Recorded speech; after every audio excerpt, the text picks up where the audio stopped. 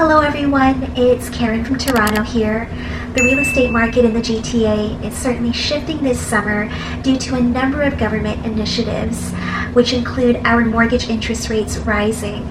Now I'd like to point out that we have timestamps in the description box below if you wish to skip forward to a particular topic. So to help us understand how the market is behaving, let's take a look at the numbers together. As a result of the mortgage interest rates increasing, the number of property sales have dropped by a significant 41.4% compared to last summer. The number of new listings on the market in June 2022 compared to last year, June 2021, were essentially the same at just over 16,000 listings in the GTA.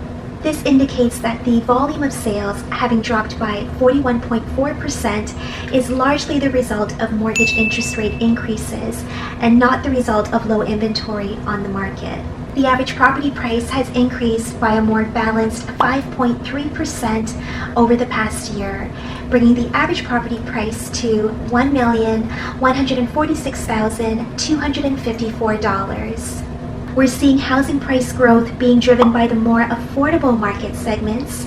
In that regard, the housing sector that saw the highest price increases on average were condominiums in the 905 suburbs, and they saw a strong 13.2% increase in prices between June 2021 to June 2022. Conversely, the housing sector that saw the lowest price increases on average were fully detached homes both in the city of Toronto and in the 905 suburbs. And detached homes in the GTA saw a very conservative 2.4% increase in prices over the past year. Now to put things into perspective, let's look at the average price of a home. For a fully detached home in Toronto, the average price is $1,737,012. A semi-detached home comes in at an average of $1,343,378, while a townhouse in Toronto costs an average price of $1,027,050. Now for the condo market, the average Toronto condo is $771,267. In terms of the supply and demand, the GTA has 42.5% more properties for sale this summer than we did last summer. Now since we have almost double the amount of inventory on the market, combining that with 41.4% fewer sales, we're clearly seeing properties sitting much longer on the market before they sell. On average, properties are taking 41.2% longer to sell than they did last summer. Here are some final thoughts.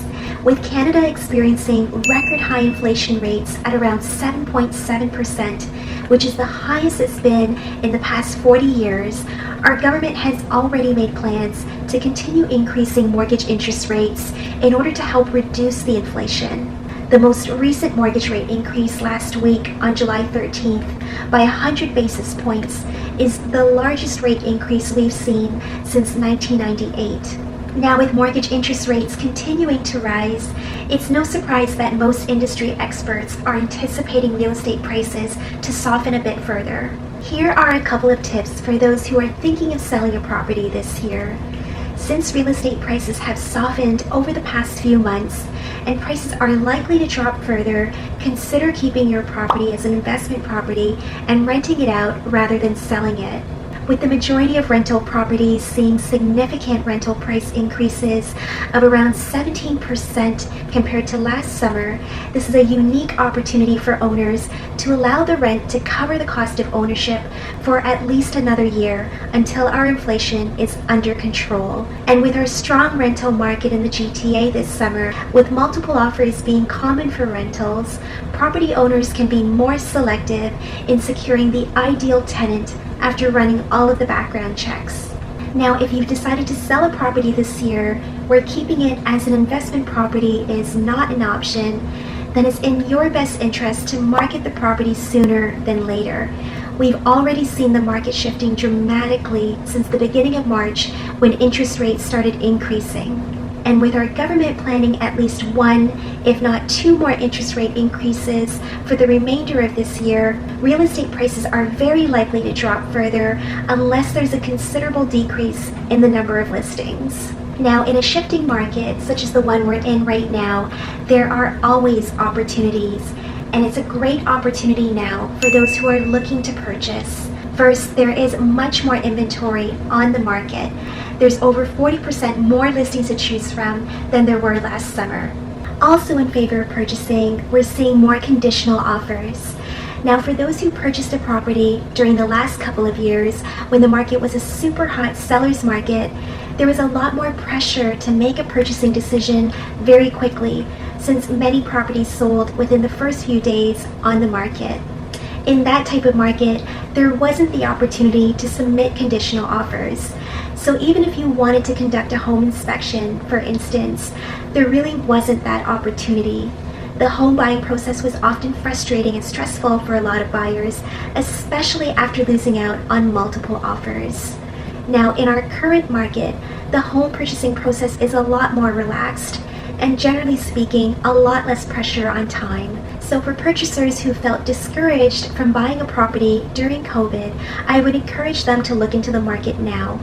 Prices have softened and there's much more inventory to choose from. Now, there is a minority of purchasers who have decided to hold off their property search in hopes that housing prices drop further. While it's likely that prices will soften a bit further as interest rates increase over the course of this year, I strongly encourage purchasers to consult with their mortgage broker and understand the full impact of increased carrying costs due to a significantly higher mortgage interest rate later this fall or winter. Because while property prices might soften a bit further, keep in mind that as interest rates increase, your monthly carrying costs of ownership also go up. Understand the trade-off of waiting for real estate prices to soften a bit further, which is an upfront savings off of the purchase price, versus the impact of paying an ongoing higher monthly carrying costs. Depending on your financial situation, you'll want to make that informed decision yourself.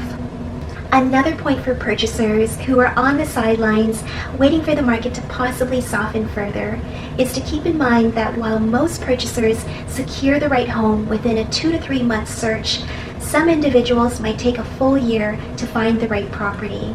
Based on your personal experience, if your property searches have taken longer than 6 months to secure the right place, consider what would happen if you wait to purchase a home and attempt to time the market, and what would happen if the right property was not found within that window of time when you felt the market is in your best favor in terms of pricing.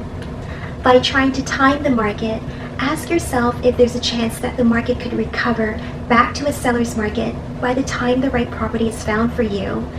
Or would interest rates be too high at that point where the monthly carrying cost is too high for you to carry your ideal home? These are some considerations you might want to reflect on.